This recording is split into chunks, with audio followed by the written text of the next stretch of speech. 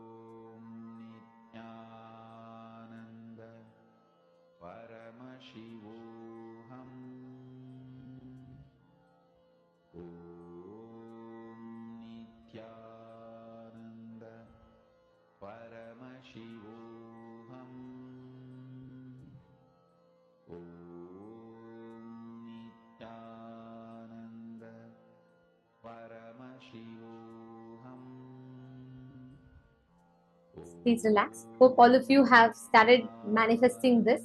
Actually, as you keep doing it, it is like a gradual process. So once you start manifesting it, you start actually interacting with people, you start seeing their space shift. When you see them shift, and when you have the shift, you'll automatically see they will naturally start manifesting that shift in them. And now it is time for all of us to enter into a very, very important session next. Very shortly, we're all going to be entering into the darshan. And just before we all enter into the darshan, we request all the participants to come and settle down. We are now going to be understanding about what we are going to be receiving in the initiation today, the Chit Jata Granthi Vedana process.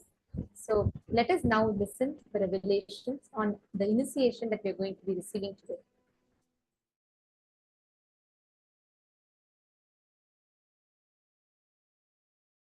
I was expanding on the science of making the best, highest superconscious mutation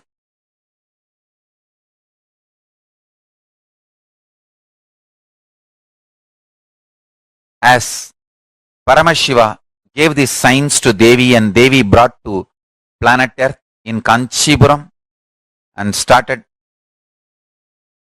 manifesting it. What I am saying is the ultimate truth from Paramashiva directly. Understand? The strands of DNA, components of DNA is kept together through sound. So, if you want superconscious mutation in you, the sound through which your DNA is kept together need to be dismantled, and the ultimate sound need to be inserted. Understand? You need to disconnect the threads with which your consciousness and DNA is bound together and alter the connecting point, the sound, into highest possible sound. What kind of a sound is used to bind your consciousness and DNA strands together? That decides what kind of a powers you are going to manifest and what kind of a life you are going to have in your body. I'll repeat. There are 4 situations in your life where consciousness is directly influencing your DNA. When you are hungry, when you are angry, when you are lusty, when you are about to fall sleepy, too tired, just want to get lost, withdraw. These 4 situations, your consciousness directly influences the DNA. The door between the consciousness and DNA is open. During these 4 situations, if you use these 4 situations, you can detox, remove all the unconscious ideas, words you stored inside you, and you can pull them out at Mahavagya. Powerful sounds, Mahavagya, inside you. Listen carefully. Listen carefully. I'll repeat.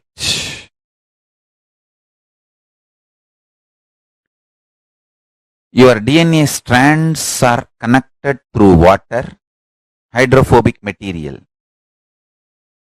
DNA strands and the consciousness is connected through sound, sounds with which They are connected matters. The good news is you can reprogram, replace the old sounds through which your consciousness and DNA strands are tied together, connected together. The great news is you can use these 4 opportunities to do it easily. I'll give you the precise conclusion. Whenever you feel hungry,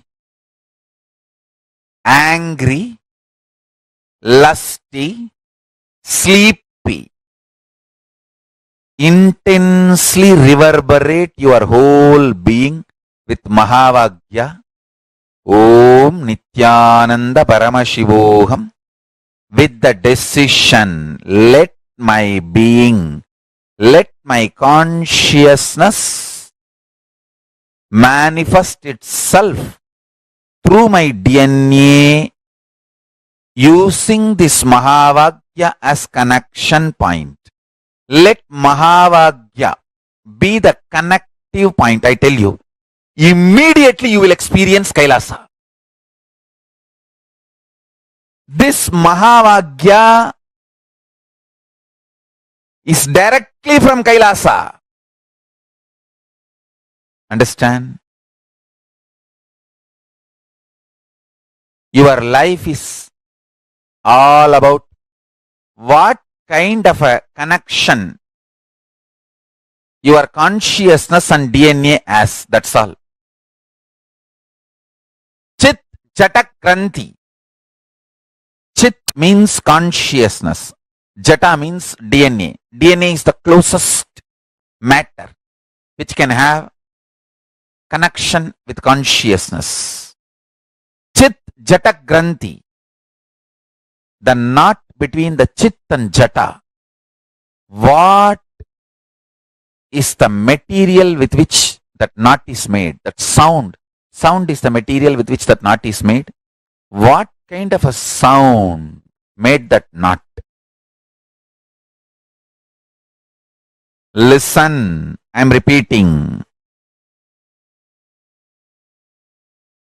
If Mahavagya is the sound with which Chit and Jata is connected, you will have ultimate superconscious mutation.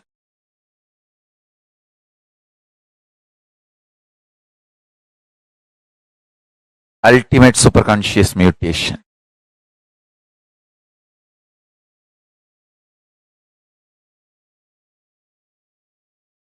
I am telling you, see, I had a guru. His name was Narayana Swami Tata. He's an adept in the science of Aushadha, medicines. He will collect herbs from the ground which was never walked by human beings. மனித கால்படாத இடத்திலிருந்து வேர்களும் செடிகளும் மூலிகைகளும் கொண்டு வருவார்.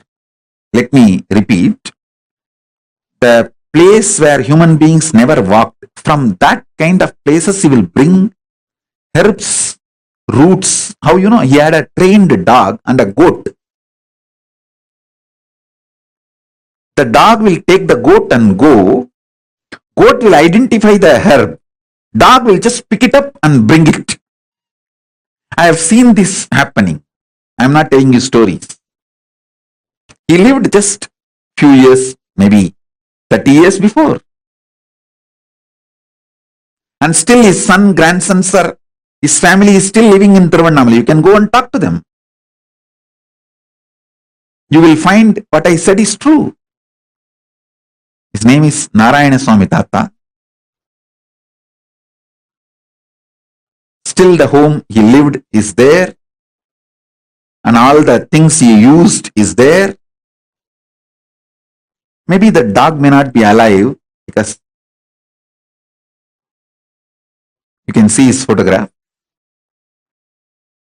But surely the family knows whatever I am saying, and you can talk to them. I had this kind of masters who are adepts. He told me once, when he was making the aushadha for a so-called incurable disease, kind of a very dangerous cancer. For that he was making aushadha.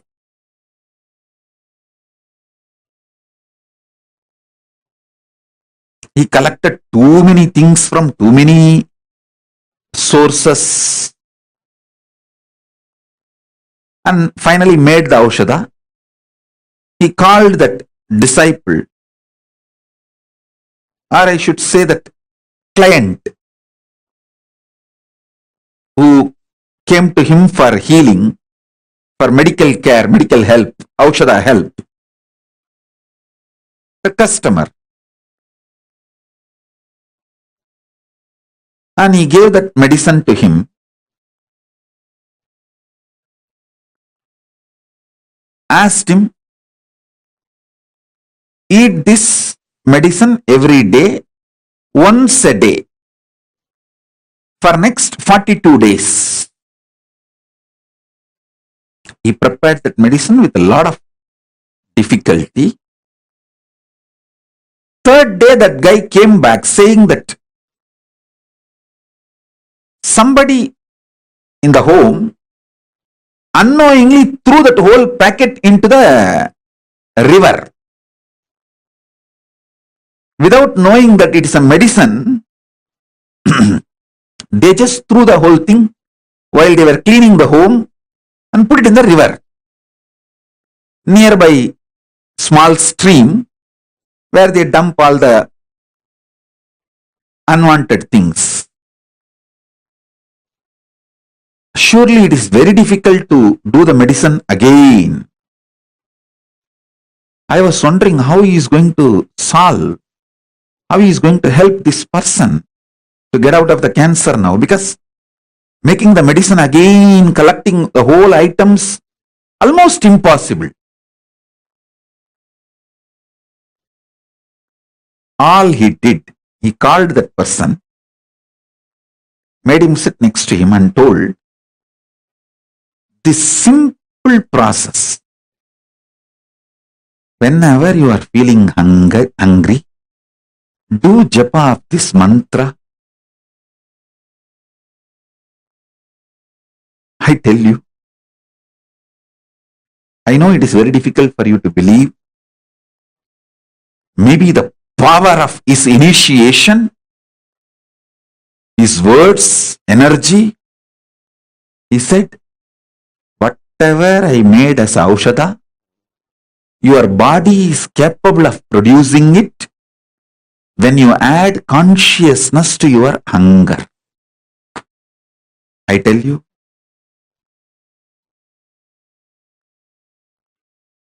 surely it is the power of his initiation, because I saw he was having his hand on the shoulder of that person while he uttered these words. So that words have gone into his body like a powerful energy shock. Now literally I am having my hands on all your shoulders and giving you this initiation.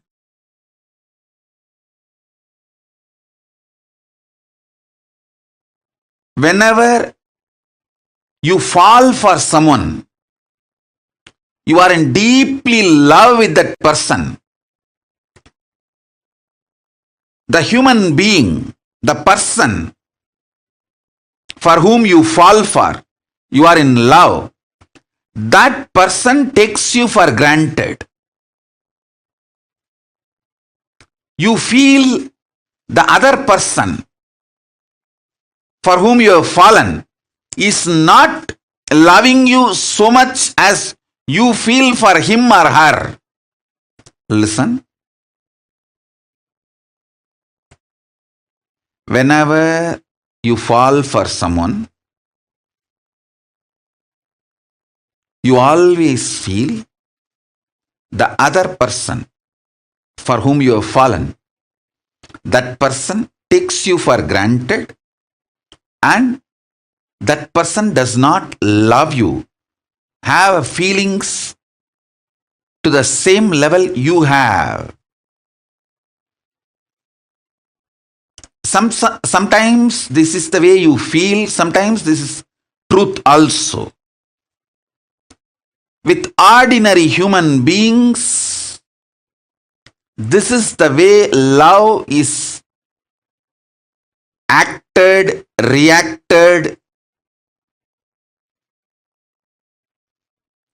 given, received, reciprocated. This is the way the love flows with ordinary human beings. With the divine, with Paramashiva, the logic of love is totally different. Listen. When you love me, when you fall for me, first thing, I raise you.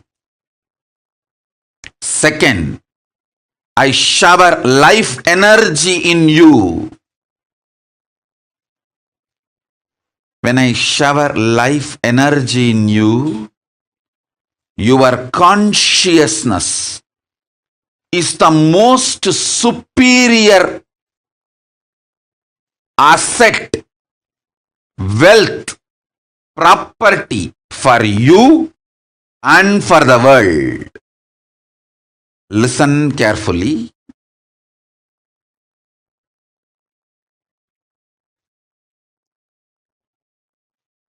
I'll tell you one small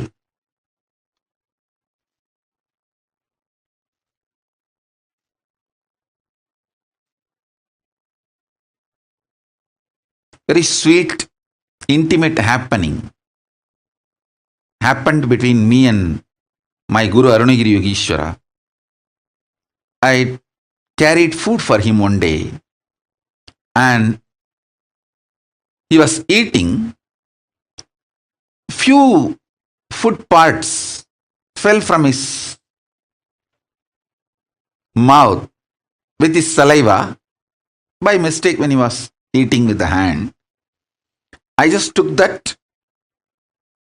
He thought I am cleaning it up and I may throw it away, but I did not throw it away. I just put it in my mouth. Prasada. The Guru Uchishtam. Guru Prasada. He smiled at me. I still remember. He said, now this body, showing my body, has also become precious asset for the world. It will do a lot of good.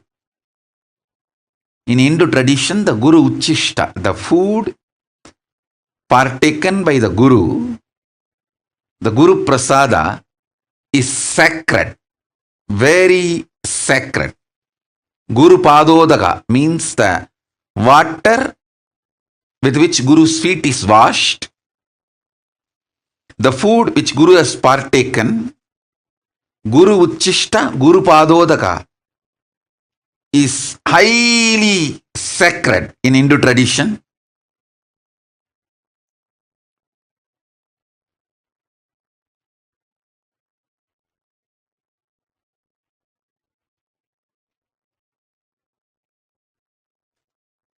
He said, just that little Uchishta which I took,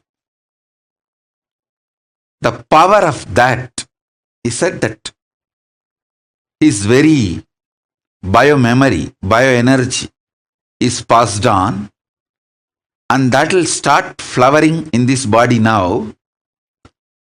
This body also is a precious asset for the world because of what it is manifesting.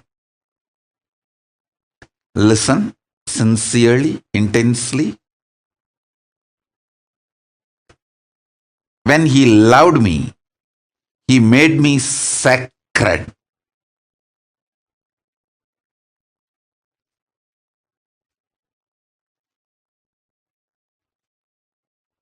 When I fell for him, he raised me and he made me sacred by showering his love on me. Listen.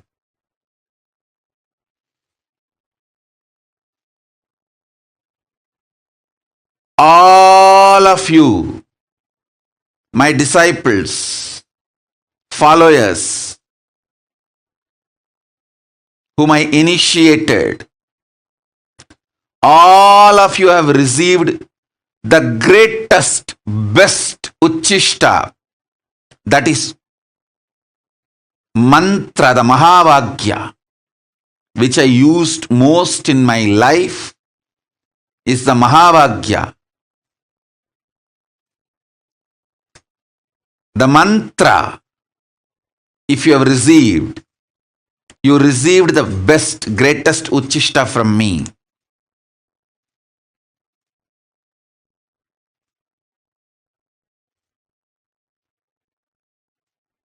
You are now sacred.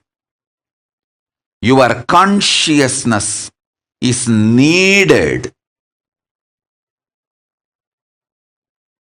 for this world. Each of you meditating, living Veda Agamic lifestyle, living enlightenment not only helps you, it helps the world to sail through this pandemic, this pralaya.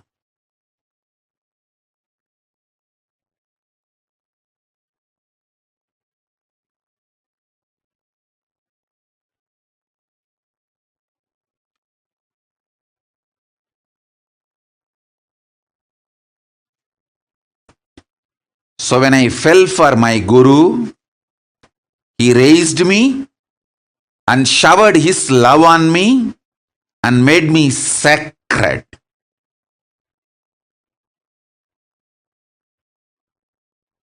He did not take me for granted. Same way, I want to tell each one of you,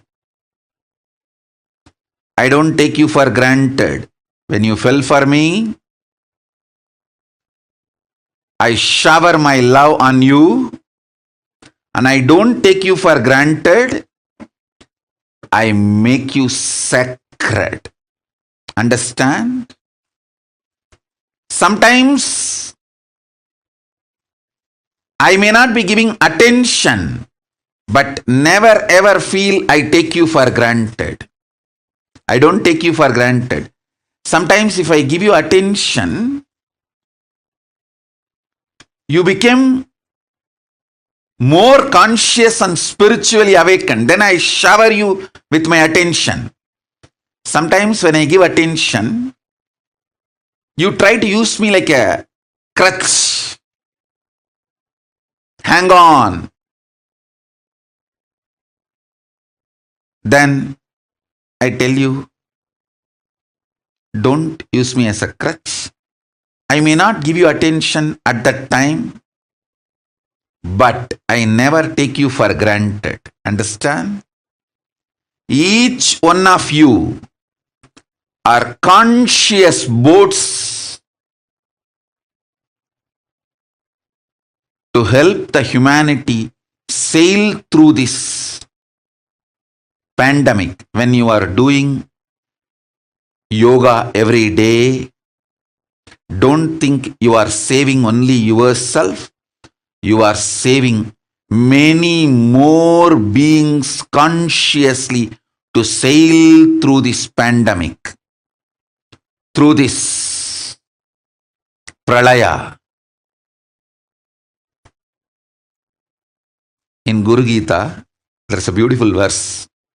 Guru Padodakam Panam, Guru Ruchishta Bhojanam, Guru Murti Sada Dhyanam, Gurumna Sada Japaha. Gurur Namna Sada Japaha.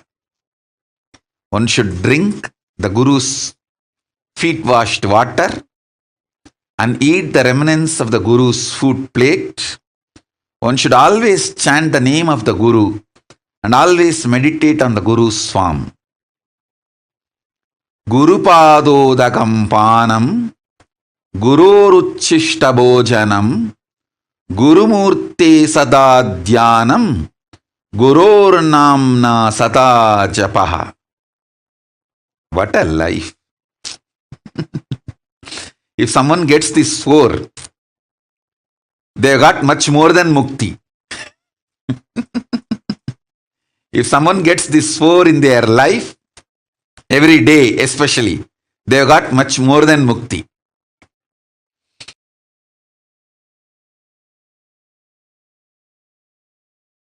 Just remember this one powerful cognition. This Mahavagya puts me in Samadhi.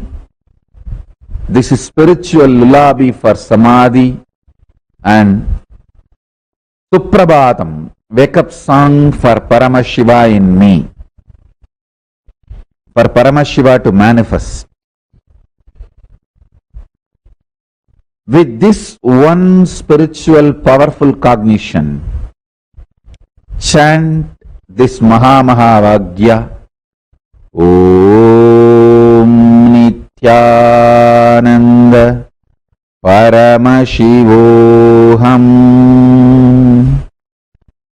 Om Nithyananda Paramashivoham.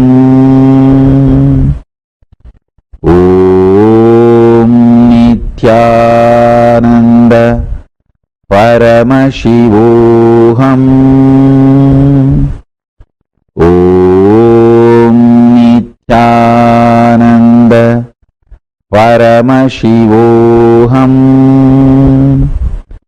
Om Nithyananda Paramashivoham.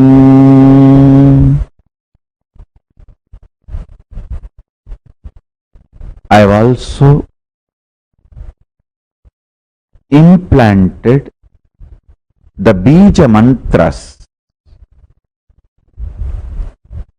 all the 54 sounds. Some of the Sanskrit scholars may think, oh, it's only 51, some 52. What does he mean by 54? Please understand. Many people think Sanskrit has only 51 akshara. Some say, no, it is 52. But I tell you, 54. There are 54 bijas, powerful seed syllables. I have embedded them into this Mahavagya and has manifested the various versions of Mahavagya, which I will be sharing with all of you in further satsangs, like Om Nithyananda Paramashivoham. When the Devi Bija, Parashakti Bija is embedded, Om Hrim Nithyananda Paramashivoham. When Ganapati Bija is embedded, Om Gham Nithyananda Paramashivoham.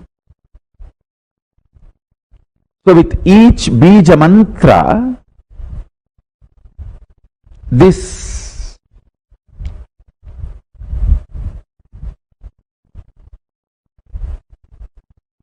Mahavagya can manifest various different powers intensely, immediately, just with the Mahapranava, Om. It can manifest everything. With the specific bijas, it can manifest those specific manifestations immediately. One more thing, listen. When I said there are 54 sounds, there are some sounds which can never be written, which can be which can't even be uttered. It can only be manifested as a vibration. It can be transmitted from guru to disciple. That sound is called anahata dvani, uncreated sound. Uncreated sound. Ahata means two objects hitting. Even your tongue hitting the air and producing a sound is ahata. Anahata means the sound which is produced by not anything hitting anything or uncreated, just pure manifestation from existence.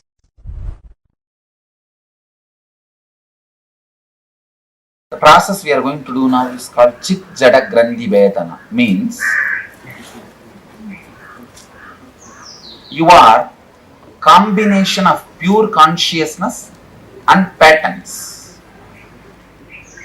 Your patterns are no independent life. They can become alive only if your consciousness is in the body. Am I right? Can you continue to smoke or struggle with your anger if you are dead? So only because of your consciousness existence, because of your consciousness, your patterns are empowered. Same way, you don't exist just as a consciousness, patterns. Even you seeing you and me are different is a pattern. You and me are separate is a pattern. So still the patterns are there. It means as on now the reality is you are together. You are totality of consciousness and patterns. As I said earlier, I cannot complete your patterns layer by layer, one by one, but I can put fire on your patterns. That I have a freedom. But as an enlightened ethics, I cannot complete your pattern, it's your free will. But I can put the fire on the whole thing. Means I can use my presence to create a distance between you and your patterns. Chit Jata Krandi Bhetana means cutting the knot which connects your consciousness and pattern. Most of the successful leaders experience this Chit Jata Krandi Bhetana. Only then they can handle the stress or the responsibility of others.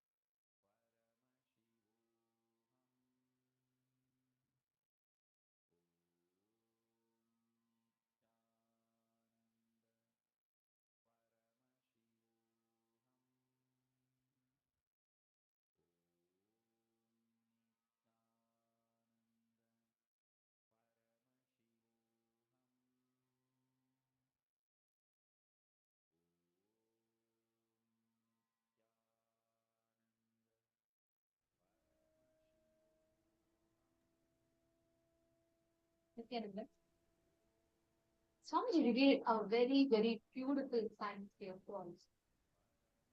The chit chatter granthi bhedan. The chit being our consciousness, and how DNA is the most closest matter, chatter, to the consciousness. And the sounds that we carry in us, the kind of words that we utter inside of us, they bind the DNA to the consciousness.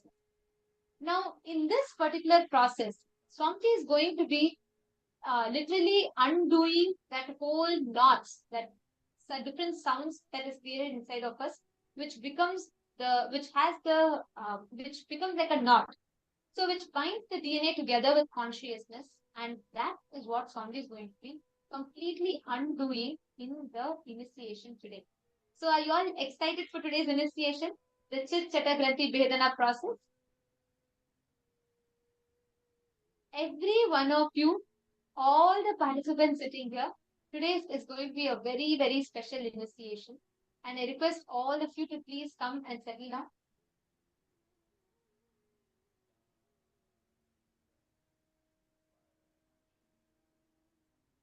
And Ma Saroj Abdush, okay, Ma Nithyananda.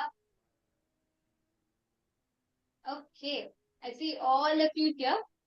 How excited are you all?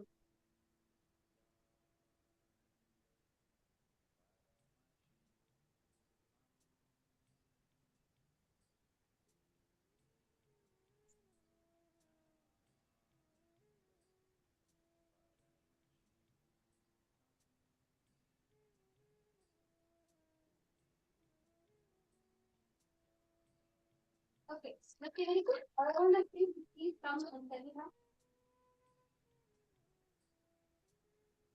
Please come and settle down in front of the camera.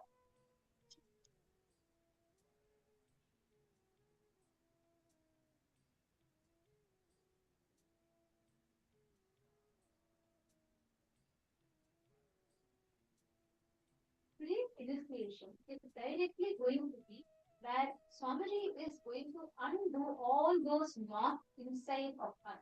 The sounds that we carry, which bind our DNA to the conscious. Swamiji is going to be removing all those knots. The Granthi of the and this process is called Chit Chata Granthi Bhedana process. Understanding?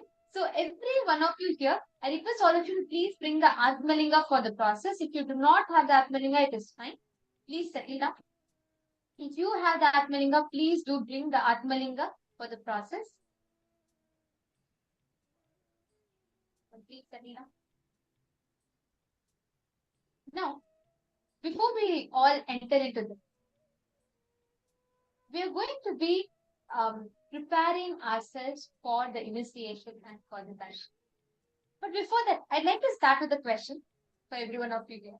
What was the one cognition that you really clicked with today? You felt like, oh God, this principle can be applied in life to win all the situations. If I have to manifest something in life, if I have to achieve my goals, I need to have this one principle. What is that one principle you would say you really learned today, you really clicked with today, and it made a difference in your thinking today? Can I request each of you to post what is that one cognition which was new and which completely clicked with you and you really looking forward to apply that cognition to achieve your goals in life? Come on, Ma Saroj, Ma Nithyananda, Ma Ista.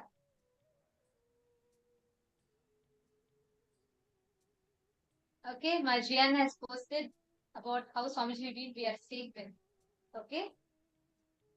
All the others, what was that anything? Ma Constance and Ma Nitya Rajeshwari, Ma Savitri. What is that one cognition that each of you click with?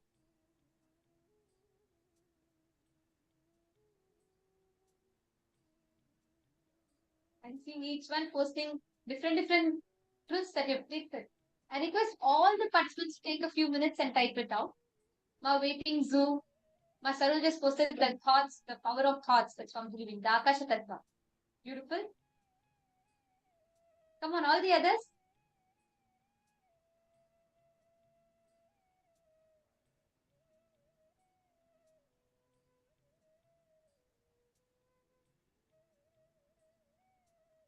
Yes, beautiful. Okay, Ma Maria has shared about how the consciousness, that we are the totality of consciousness, and how our patterns and consciousness can never be distanced. And one other very, very important truth that Swamiji revealed to all of us, the Manita Rajeshwari is posted, not taking Guru or others for granted. All right. Okay. Today Swamiji revealed one principle about Nataraja. What was it? Swamiji said the Ananda Tandava of Nataraja represents this one principle. Can all of you post what it was? What is that principle that Swamiji revealed about the blissful dance of Nataraja? The very first truth that we all learned. Okay, Mary, Frederick, yeah, okay. Punita Naya has posted, when my Guru loves me, he makes me sacred, he raises me, okay. Ezekiel Franco has posted about the space, alright. Today, one cognition, Swamiji revealed what is the principle that Swamiji revealed about Nataraja. Okay, Derya Trishulaya, perfect. Derya Trishulaya has posted Mukti Tattva of Nataraja, that's right. And so nice to see you remembered the precise words that Swamiji used for it. And then Ezekiel Franco has posted, yes, he's a perfectionist, but is never stuck due to perfectionism. And Murli also has posted, whatever happens, Nataraja does not stop. Okay. And Nithyananda Maya. And all the others. Now I see a lot more messages.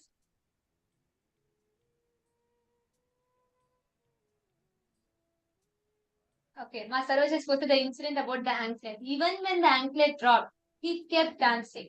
He never stopped. He never got stuck. Ma Shanti Dev Shankar has posted, never getting stumped. And Swamiji does not take us for granted. Ma Iftak has posted. Okay? Exactly. The principle that Swamiji revealed. Ultimately, what Nataraja embodies, what he reminds, the powerful cognition that he reminds the whole universe through his Ananda Tandava is never getting stuck. No matter what happens in life, nothing can make us feel stuck. And each of us that are sitting there, every one of us that are witnessing there, Paramashiva himself has come down in his Paramavatara as our beloved Swamiji just to represent this one principle, of course, in his huge mission. But if you have to summarize Swamiji's whole life, you will see this one principle is what Swamiji embodied, isn't it? Just look back at Swamiji's life. The Mukti Tattva that Swamiji revealed about today, the blissful dance, Ananda Tandava of Nataraja, what he represents. This is exactly what Swamiji's whole life embodies. Each of us, every one of us that are witnessing, that see the whole happening of Kailasa, we all witness this one principle manifesting, embodying, which is the Mukti Tattva of Nataraja. No matter what happens, he never stops. And here we are, all of us, the Balasins, the Acharyas, we are all here because we were thinking about what can we tell to summarize about this Mukti Tattva. And each of us had one unique aspect to tell about it. And then we were like, okay, if we try to describe just this one attribute, it will never do justice to how this Mukti Tattva is embodied in Swamiji's life, how Swamiji never stopped. And we are all here to share with you all the different perspectives, because the moment we say Mukti Tattva, Nataraja, how Swamiji never gets stuck. The principle that Swamiji embodies from his young age. Swamiji started working for Kailasa when he was just 3 years old. And from there, he has manifested the whole thing. Today, all of us, the Hindus, we all celebrate Kailasa, and for so many millions of people around the world, Swamiji is like a role model. He's an inspiration. Like people, today's youth, if you go and see on YouTube, so many people comment like, it's something so, like how can Swamiji is like a hero for them, right? But for this, from the age of 3, Swamiji put his life, his blood, his sweat, and so much to build it. And at the same time, never stopped, never got stuck. Actually, that is something that, really, really amazes me as to no matter what, you will never see Swamiji being stuck in anything. Even like how Swamiji says, right? The disciples will go to Swamiji, like any solution given, there are people who can make any hundreds of problems from any solution. Even despite all of that, you go with the most complicated problems. Like you will say, Swamiji, all doors are shut. And Swamiji will say, open the ceiling and fly above. That's it. Like he just has a solution for everything. And Swamiji lives that and shows. So that is something like I really, really love about this whole thing. How Swamiji lives this principle.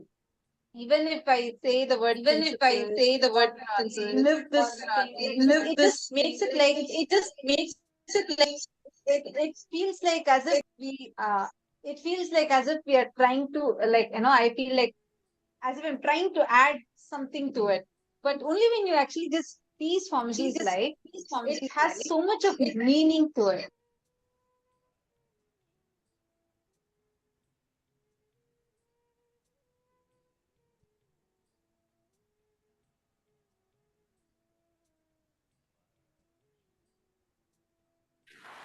Actually, when Ma Tattupriya was saying, like, you were saying, right, like how Swamiji says that there are people for any problem they can find, any solution they can find a problem, and for Swamiji is the person who for any problem he can find a solution. That was actually something even I was thinking about, like as we were like Mukti Tattva of Swamiji, when we're talking about how he never gets stuck.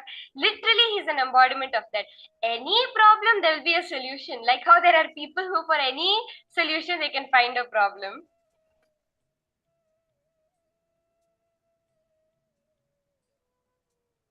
Ma Devasmarana, I just wanted to share, like, if you look back at Swamiji's life, right, he was just 23 years old, in 2003, I think 25 years old, sorry. And Yes. he, when he just came back from his enlightenment, and Swamiji had done like the 9 years of Parivraja, and Swamiji started the mission. Swamiji literally had, there were just a handful of people. And there's one of his devotees from Tamil Nadu who had the fortune, the blessing of being around Swamiji. And I happened to have a chance to have a conversation with that person. So he was sharing about how, in one of the interviews, he was telling how Swamiji, since he was 24, he just come back from Parivrajaka, and there is not even a stable setup. Like there is not even an Adinam that is built yet, and Swamiji is just in his 20s. And the first thing Swamiji uttered, like the vision that Swamiji gave, was not we have to build a monastery, was not that we have to build a monastery campus or anything. The first thing Swamiji said is, I will create a nation for Hindus and we will have our own currency. This was his Wow. vision. Exactly, Ma. So that is what the inspiration which we can take from Swamiji, especially the youth, right? At this age, when the youngsters are looking forward to their career, to their whole life, they are so confused, and at the same time they want to succeed. So when we look at Swamiji, the decision making, the vision Swamiji had was so clear. Yes, the nation has to be built, and the decision was there. So irrespective of what is outside, it is done. So the same inspiration and the same, when especially when we are the disciples of the SPH himself, it is so easy. And we youth out there, all of us, let us see how we can simply let Swamiji flow through us and make our lives. He is just ready and waiting to flow through us for us to be successful and hold that great success in our lives.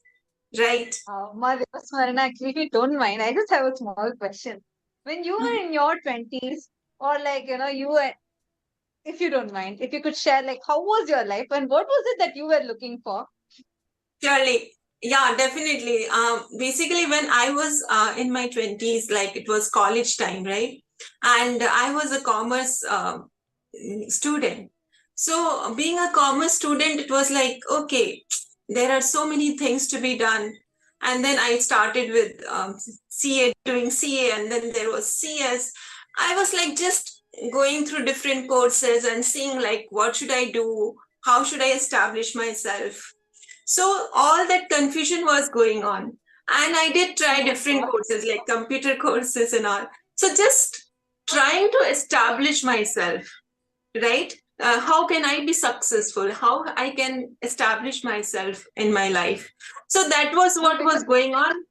Yes. But I wish I had Swamiji in my life at that time. And definitely it would be much Right? more. Because for me, I feel like because I feel blessed because my 20s I'm getting to be with Swamiji in Kailasa.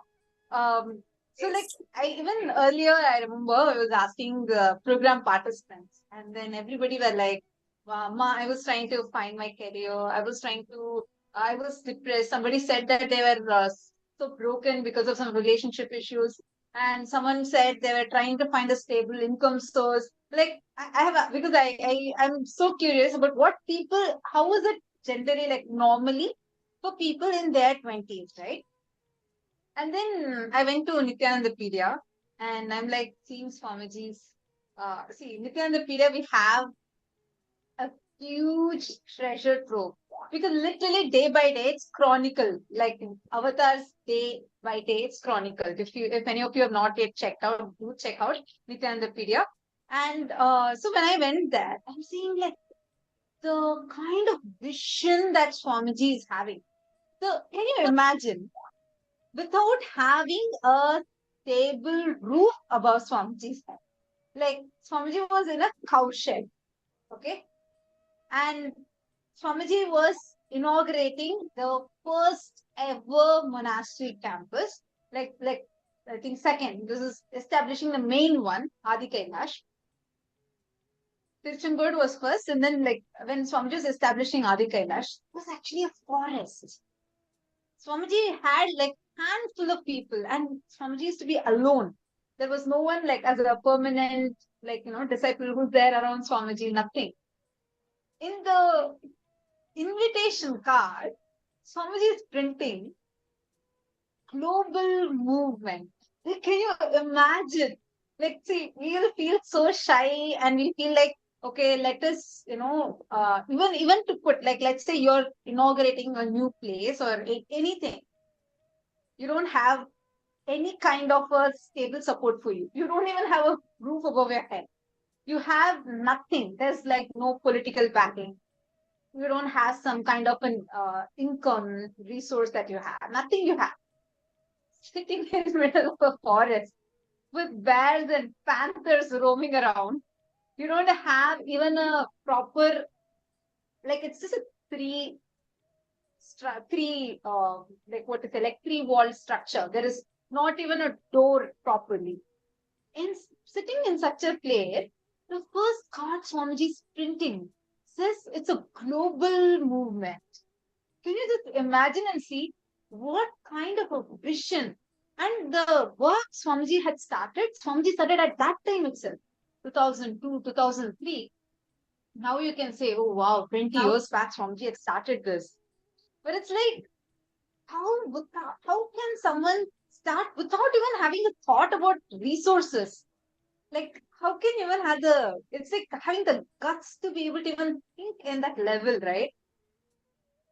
Actually, Swamiji had just had one roof over Swamiji's head and it was standing on 3 pillars. It was like Swamiji didn't even have a single wall. And the only beings accompanying Swamiji were a cow and her calf and lots of snakes. Actually, Adi Kailash used to be a snake park before it became into what it is today. And Swamiji, like there were so many snakes over there. Yes, And like just one thing. Today, Adi Kailash is literally a city. If you go there, you have every facility. It's almost a city by itself. But at that time, what it was completely different. It was a forest full of panthers, bears, snakes, and nothing else. And Swamiji used to stay there all alone in the night with 2 cows. All alone in the night with 2.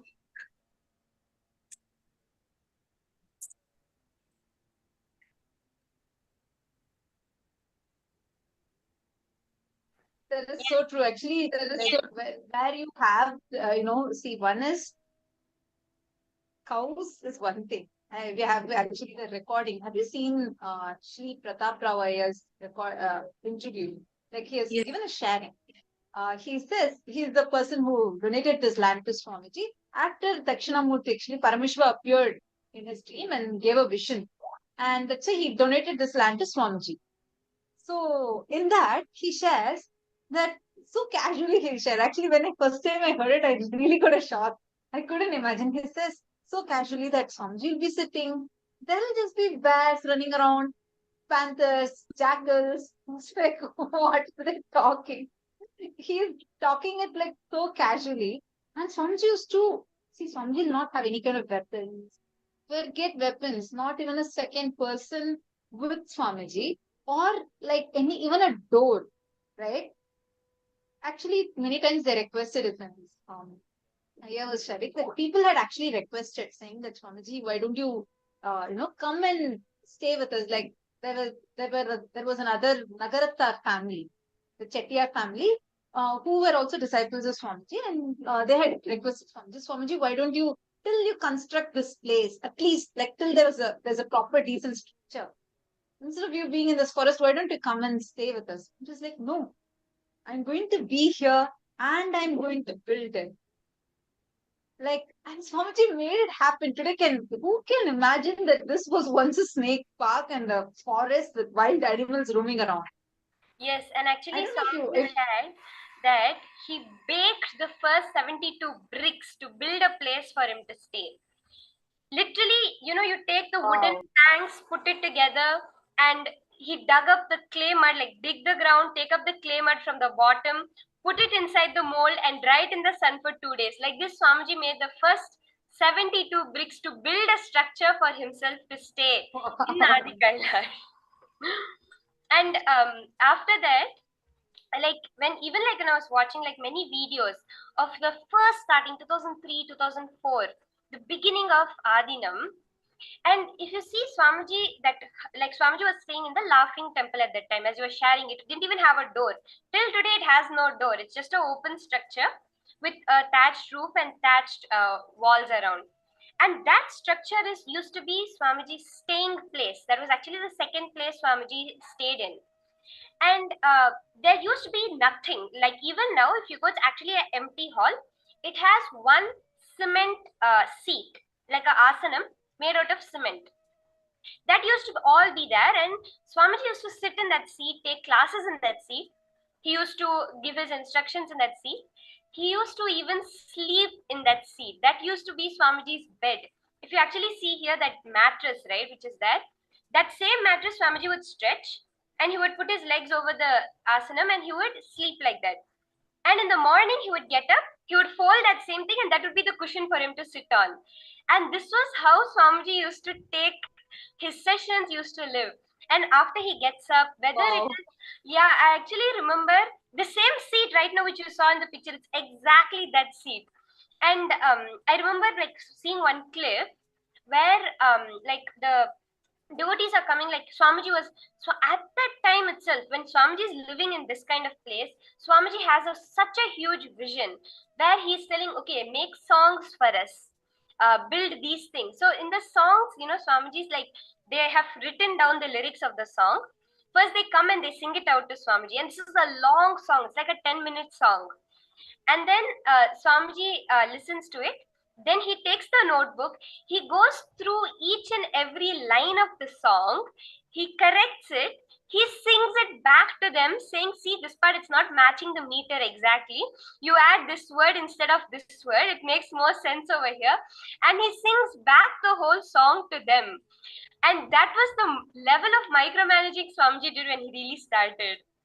Actually, Swamiji also personally used to go for the invitation cards. Swamiji was sharing how Swamiji will go get the design done in the designing shop, go and get the picture taken in the picture shop, then go next door to the next shop and get the cards printed out, and then Swamiji will personally go and make sure it's distributed.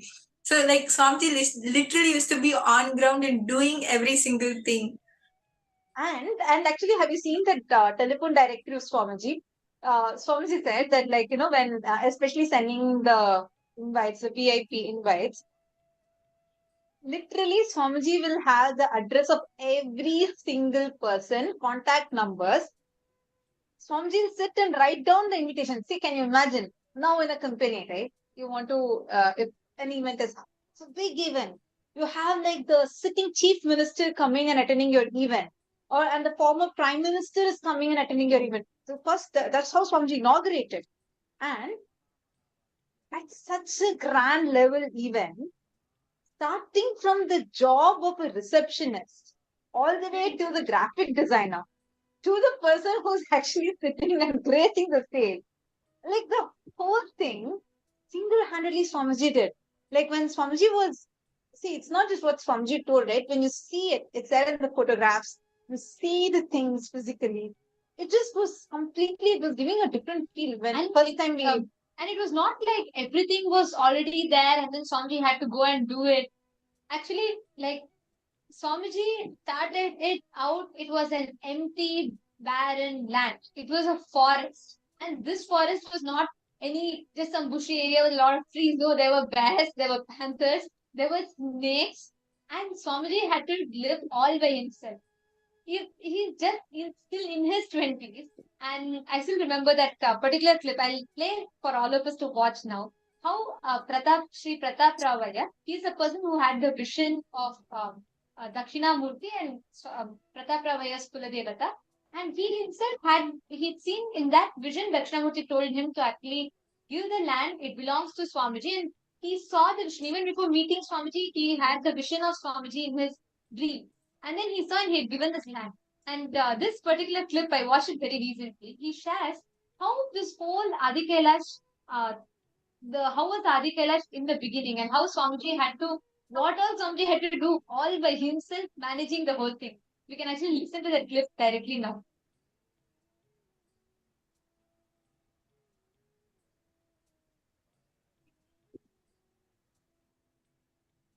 In 2003, my brother met Swamiji in Bangalore for the first time. And after a couple of weeks, he told me that this Swamiji is here in Bangalore, why don't you come and see him? So then, before I could see him, the next morning they were here on the farm, early in the morning. And Swamiji said, this is the tree that I have dreamt of and all that. So I said, Swamiji, from here onwards, this tree is yours from now. So my association with Swami started from then, from that moment.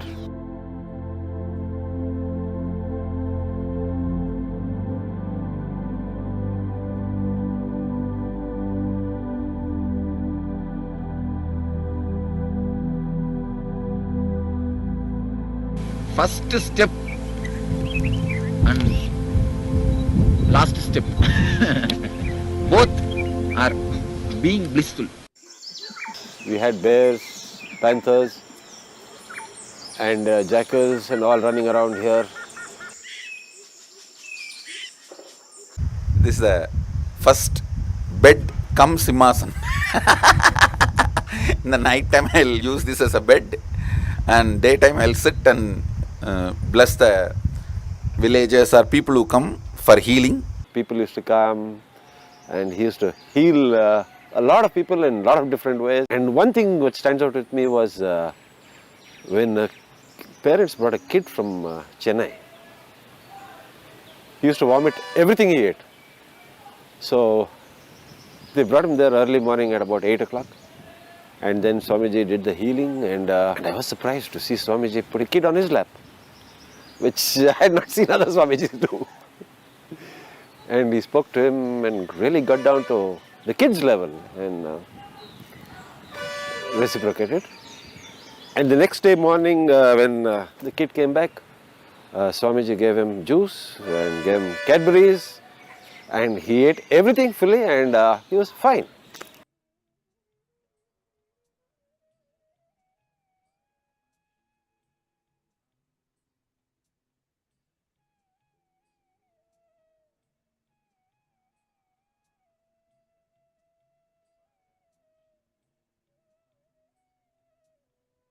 Actually, this particular clipping really inspires me a lot. that whole session, I got the blessing to be there. The session where we saw a small snippet, right, where Swamiji said, "This is the bed comes Simhasan." Just a small stone slab, small stone slab. It's nothing else. We all got, all of us. I think all of us were there, right? Yes, Everyone was here. Yes. Oh my God! I remember Kailash how City. Swamiji. Yes. Yes. And it is so beautiful. And the thing is, after so many years, it was like still, despite of rain, everything, even the calendar that yes. Swamiji had put, Remember that calendar, especially Swamiji sharing like the calendar that he used to use in those days was still there on the wall in that. exactly. And even that had the markings. You remember, like everything over there. And we found out the photographs, the at the Kutir area, the Adi Kailash Kutir area. That's the place where Swamiji was there initially, the whole initial years, initial time, while establishing the whole Adi Kailasa, the forest, whatever we are all describing about. And when we went, when actually that building was not accessible to us, it was covered with a lot of this plants and things, and it was not accessible to us. So after like almost, I think 10, 12, or so many years. 2018 was the first time, 2017, 18, that was the first time when we all went there. And Swamiji was showing how when they went inside, the sannyasis found out the photographs that Swamiji had collected. Today, if you see, Swamiji has one of the largest collections of temple related pictures. And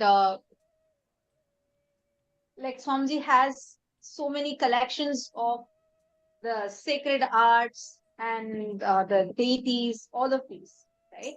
And all these, including organic agriculture, at that time itself, Swamiji had started collecting for it. Wow. And we have the book actually, the organic agriculture book. Today, how Swamiji is giving. See, we all have witnessed, right? How Swamiji gives the vision for every Adinam. Grow food organically and distribute it. Do annadan. Like Swamiji gives us this as an instruction for every single Adinam. And we have the largest, we have served, like Kailasa has served billion free meals so far and continuing. This whole thing, like nothing is new. Swamiji had started this long back. This in this Adi Kailash Kutir, Swamiji said, it seems, and Swamiji was there.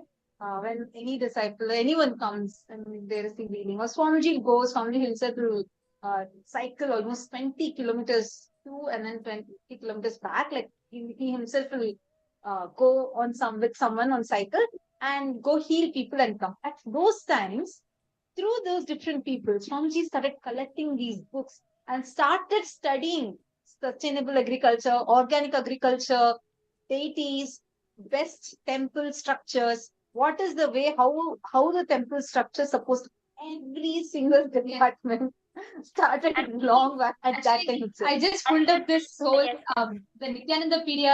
If you right now just go to the Nithyananda. See, can you imagine this is Kutir? Oh, This is God. Kutir. Can you imagine someone coming all by himself to a forest and there is bears? You don't know from where which cheetah. Actually, all of you should know that recently in Bidadi, just like I think 1 month back or so, there was a cheetah that attacked and came inside her Adinam and it attacked and killed a cow. Means it shows like even now, even after like so much of infrastructure, everything being there, these kind of things keep happening. And sometime back like very regularly these animals, they keep coming to the forest, into the Bidadi, even now. Imagine Yes, how I it must remember have been. actually when we used to 20 go years back. towards the Sacred Arts area, they used to tell us, you see those forests over there, there are a lot of leopards and bears and cheetahs roaming around in those forests. They used to tell us when we used to pass by.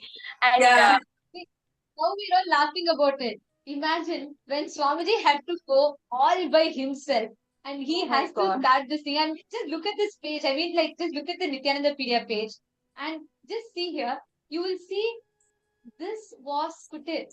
This is where Swamiji was living. Yeah, actually, can you just pause here? These are all the collections. These are all what we are able to see now. If you can see this particular photograph you're showing, right, is actually a car sticker. This car sticker, Swamiji had printed it at that time itself. Can you imagine like how advanced Swamiji thinks? Like right now, if see now people use cars. Cars are so popular. And having a car sticker is another addition. But literally, if you see, whatever we have as KAILASA, everything Swamiji had started at that time itself. And we are talking about 20 years back. Imagine. And like everything, like these are all the photographs, the collection of photographs that you see. These are all the photographs Swamiji had collected for making the temple structure. And if you're all wondering where we are seeing this from, to all the viewers, as you're all listening to our conversation, this is live in picture is all the photos as you can see on Nithyananda. So it is on Nithyananda, and that's what all of us are seeing here right now. And here I just wanted to share with you all, Shamba, this is the picture here you're seeing. This is the calendar that we were talking about. The Yes, 20 yes. years passed, even the walls collapsed, but the calendar stands in its place intact. This is literally And, what Swamiji says, no? Like a Pushpa Samadhi, that the yes, Samadhi of where an enlightened being was. It's like a glimpse. We're getting that tiny glimpse. This was all even before I was born. So this is all like such a precious glimpse into what Swamiji was at that time. Like the age that I'm nearing now. How was Swamiji at that time? wow. Exactly. I can imagine. Oh my God. When she says only I'm not even mapping because it was even before she was born. Like, can you imagine? Like how much Swamiji has been like everything you see now, whatever we see now, everything the roots Swamiji had already put at that time itself. And actually, here the pictures, right? The deities and all. We remember in that meeting we all had, right? During when the construction was going on, Swamiji had called all of us. And because we found, like, when we cleared the things, then we were able to access the footage back again after a long time. And then at that point in time, when we all went back, I remember it so well. I didn't even know that it had existed.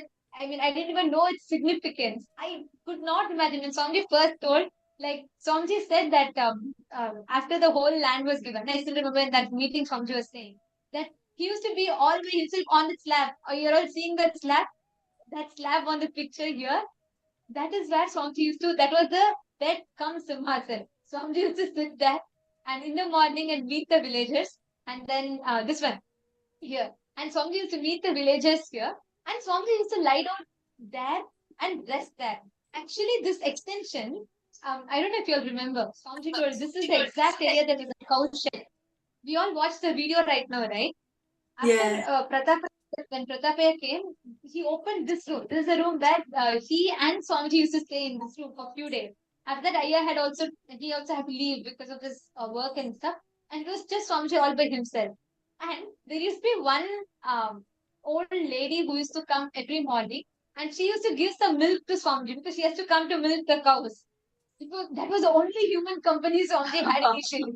Other than that, it was just Swamiji was living with animals, cows, bears, panthers, and absolutely nothing could stop Swamiji. These factors, if you just see today, someone would describe this as struggle, rock bottom, and they will be almost giving up. But when I hear this from Swamiji is just so joyfully sharing how Swamiji lived with panthers and bears and how Swamiji worked hard to build it. Today, if Adi Kailash is standing like when I joined Adina, how I saw Adi Kailash was like a city, full-fledged city.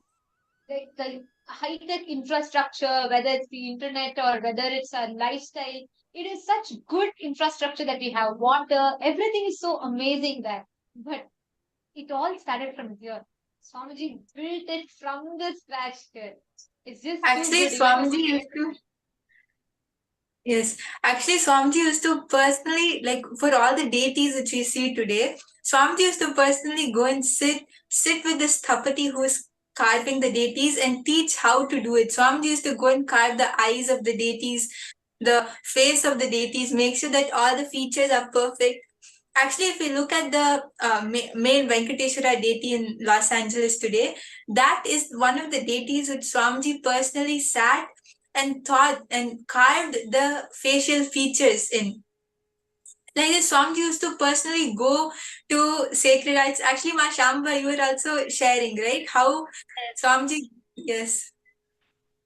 Yes, actually, I remember that one time there was one incident, like really it shows the depth, like even when Adina had become so big and there was so many people, the sacred arts had expanded into thousands and thousands of deities.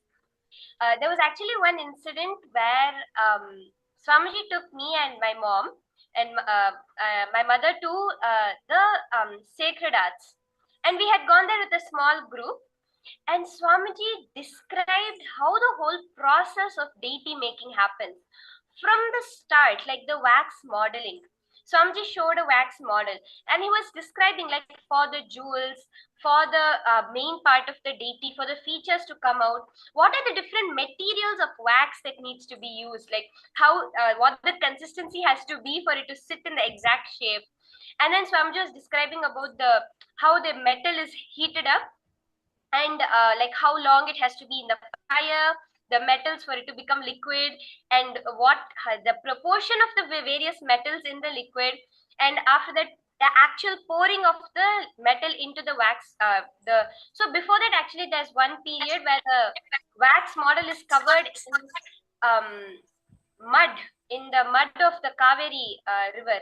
Swamiji described like the Kaveri mud is very, very important because only that can birth a deity. And he showed all the deities that were like they're sitting, like they have to sit for 15 days or so in the sun for the mud to dry up. And then it's buried under the ground. And Swamiji is describing, okay, if it's a this big deity, this many feet under the ground, it has to be buried. If it's a small deity, it only has to be buried this many feet. Like Swamiji is describing all of this, and then he on actually when we were going, there was a Gayatri Devi deity and a Vishwakarma deity, and like this was when Swamiji was already running a full-fledged Adinam, a full-fledged organization, and then so Swamiji was taking us, and then he pointed out to the deity, and he was telling, he asked like me and Ma Shivarupa, my mother, and he was saying that, hey, you're Gupta family, right?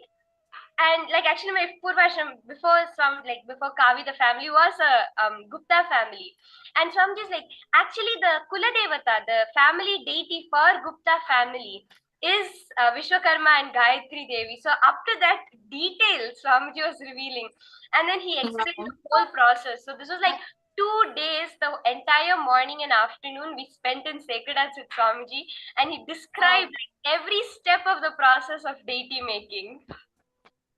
See, Ma Saroja plus Shamba, Ma Saroja plus message. She's posted, all the persecution did not stop him. He raised his frequency higher and higher. Actually, Ma, it is not just persecution, even from the ground itself, right? Like for a person to even think in this scale, it just amazes me. See, Swamiji is Paramashiva, he is God. He's the ultimate, okay? But just set aside that for a few minutes and look at him, even from the human, whatever, even though he's an ultimate, he's assumed a human body, he's living within the human framework. He's not using his extraordinary powers, he's not to, just create Kailasa. He has built it from the scratch. I'll share this one incident. The moment I read Ma Saroj Aplish's message, I just remembered this one incident and I have to tell this. So this was in the year 2003, okay? And there was a just then Swamiji inaugurated Viditi, and like we all were discussing, now we know how Viditi was at that time. It was just snake park, a barren land, and Swamiji is just starting Viditi. But just because, like, what will we normally do? Like, normally people say, oh, first let me plan for its construction, few months spend on that, then let me gather the resources, let me put a proper plan, let everything come to place, then I will do something about it. Swamiji didn't wait for perfection. He took a step, okay? And then like we all just saw it. he did this grand inauguration, and like even the sitting chief minister, everyone came and it doesn't stop here. That very year, Swamiji started his world tour. Swamiji went to his first US trip. And I have to tell this one incident. When Swamiji went first time to the world tour, Swamiji was going to the US for the first ever time. And at that time, only two people could go. So Swamiji, and along with Swamiji, there was one other Adinvasi, a very senior devotee, and he was going there to take care of Swamiji. So he was going there to assist and take care of Swamiji. But the person who went with Swamiji, he had an issue, a spinal problem. He was like Swamiji was healing him, and he had an issue because of which he can't lift any heavy weight. Okay, so it is like Swamiji and one more person, and that devotee is by himself. He's a very old person, and he had a body issue where he could not lift anything heavy. And you know what? When Swamiji went to the trip, when Swamiji landed in the US, or when Swamiji was boarding, Swamiji carried Swamiji's luggage and that devotee's luggage, both Swamiji carried. Like you all can see here in the picture. Just see, look at this. This is Swamiji. And he's like he's just so blissfully dragging the whole suitcase, taking all. He's literally pulling the suitcase, like the hand luggage along with him, like how we would do. Actually, Swamiji is pulling not just Swamiji, even that Ayya's luggage also Swamiji is taking it. Actually, like here we are seeing the pulling. There's one more photo where Swamiji is actually lifting both like Swamiji's own luggage and this person's luggage. Can you imagine? See, understand Swamiji's position at that time, right? Already Swamiji had established the Adinams in Tiruchengood, Adi Kailash, and so many Tamil Nadu Adinams. And Swamiji is like a phenomena. You can't even call Swamiji as an icon. Like he's a phenomenon because it's like everywhere people are just going crazy, and they all are like loving Swamiji, and they're all the impact that Swamiji had on the whole world level was something humongous. And Swamiji is going to the world tour. Such a level person.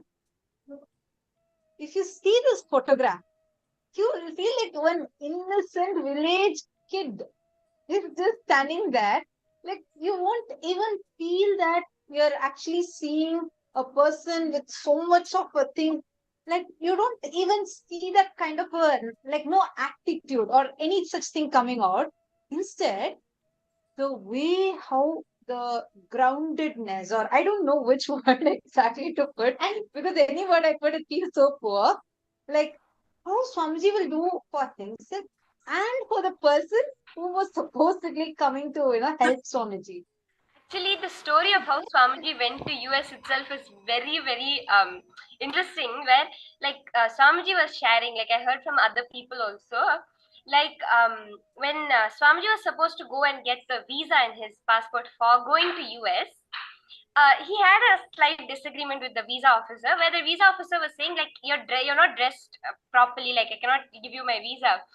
And because Swamiji is wearing the traditional Kavi dress, Swamiji told the visa officer at that time, he said, "You leave me into your country, I will make this as a fashion in your country. I'll make this dress as a fashion in your country." And after that, there was a whole incident where Swamiji healed the kidney stone of the head of the US embassy, after which he actually got the visa. Actually, that's a very interesting incident because the same incident, just to add something, because like first the officer mocked Swamiji.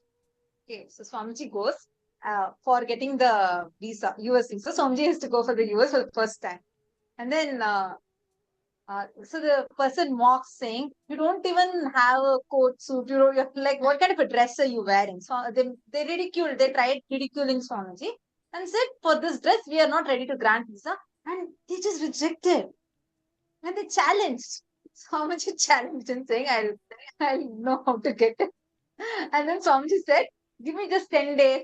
I'll make this as a fashion in your country." Same day, or through a different person, randomly, like some other devotee took Swamiji to a different place, saying that Swamiji, this person is really sick and I think he has a kidney stone and he needs to be healed. And Swamiji gave healing to that person, and immediately that severe pain that the person had disappeared. That And the person happened to person be the passed out head. the kidney stone actually, like right then. Exactly. Yes. So he passed out the kidney stone, and that person happened to be the head of this whole immigration. Right? What Paramashiva's Leelas are, right? And then he says, like, immediately take the visa. He grants the visa and gives. And as Swamiji said, Swamiji goes, and in a matter of few days, creates a huge uh, shift over there in the US. People, even now we're seeing so many people coming from different. I think each one of you here are from different parts of the world. I mean, Mashamba, you're from Singapore, but you've been to the US also, right? I was born in the US and grew up in Singapore, yes. Each of us are like a standing testimony today of what Swamiji actually did. Really made this as a fashion. In fact, in the fashion week, I think in Paris, they wore Swamiji's kandi as a fashion statement, and they walked the ramp. So, like,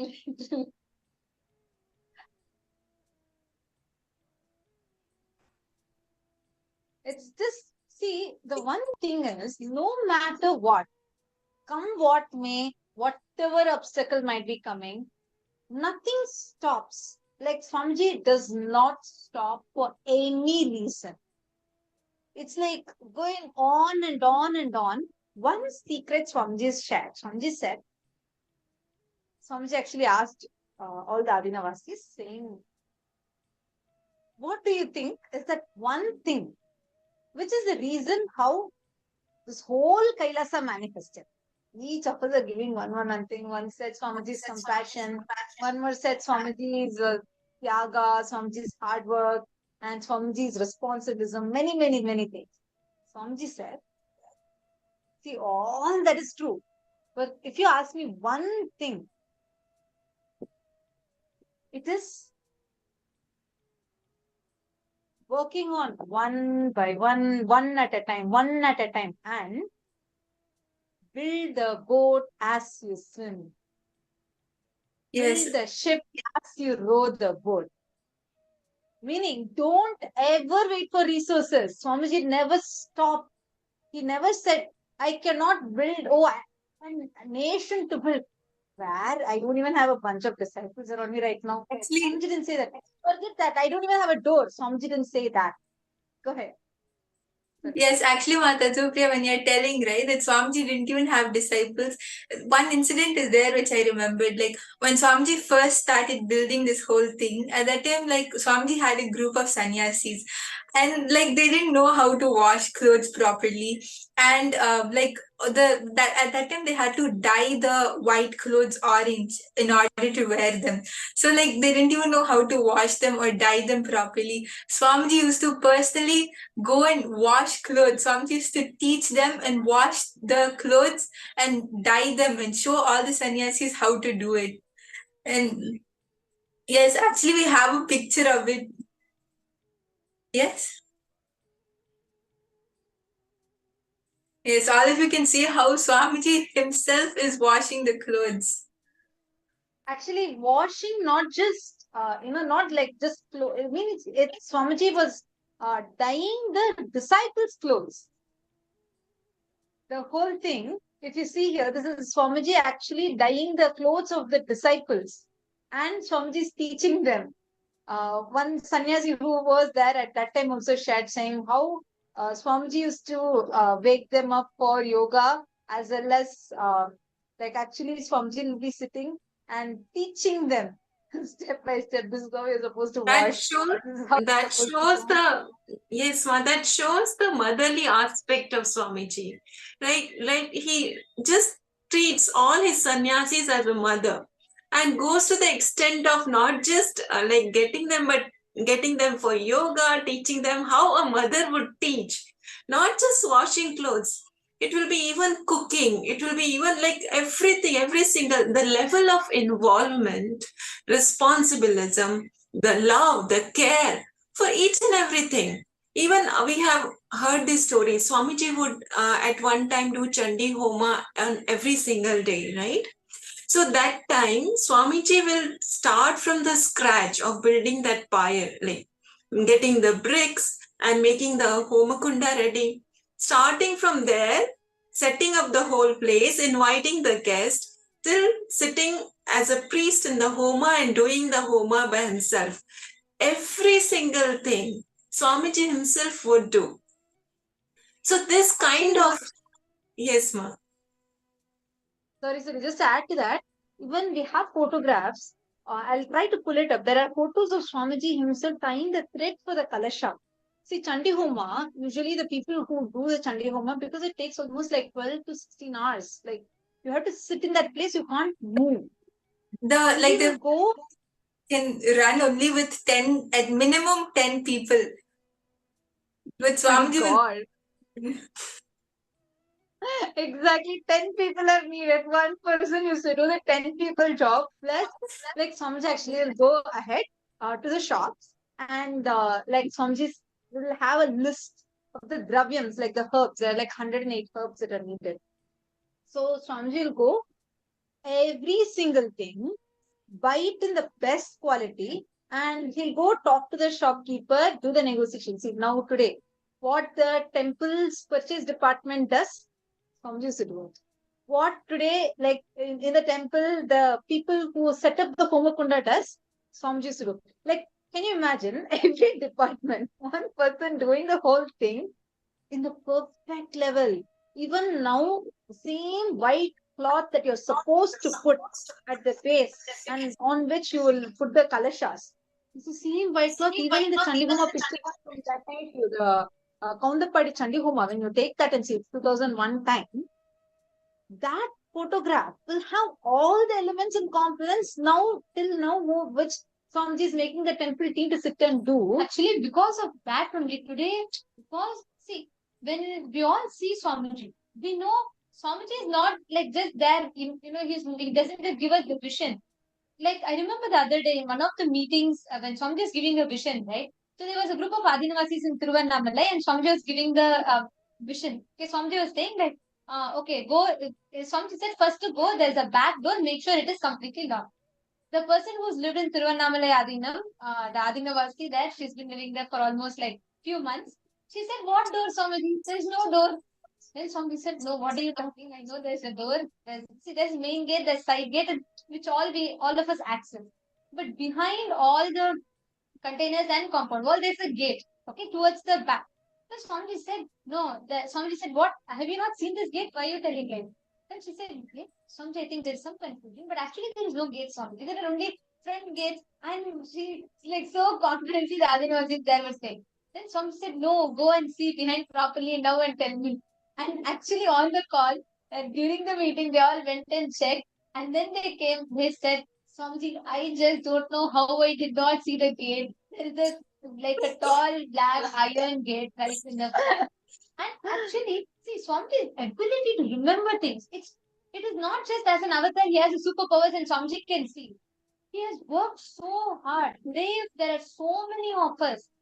We are all so inspired. We are like for all of us, Swamiji, we all want to be like Swamiji. But for that, it is not just that he's a god. He worked hard in this human frame to build from the scratch. He has worked hard brick by brick by brick. And that is why in any department, Swamiji will know. Swamiji will know the details of how the audio team should set up the audio, how the documentary should have the kind of what kind of visuals it should have, the kind of ideas we need to make for videos, or even how the construction should be done, how the temple construction should be done, what type of stones should be used for what type of construction. Every single nuance, every single nitty-gritty Swamiji will only guide.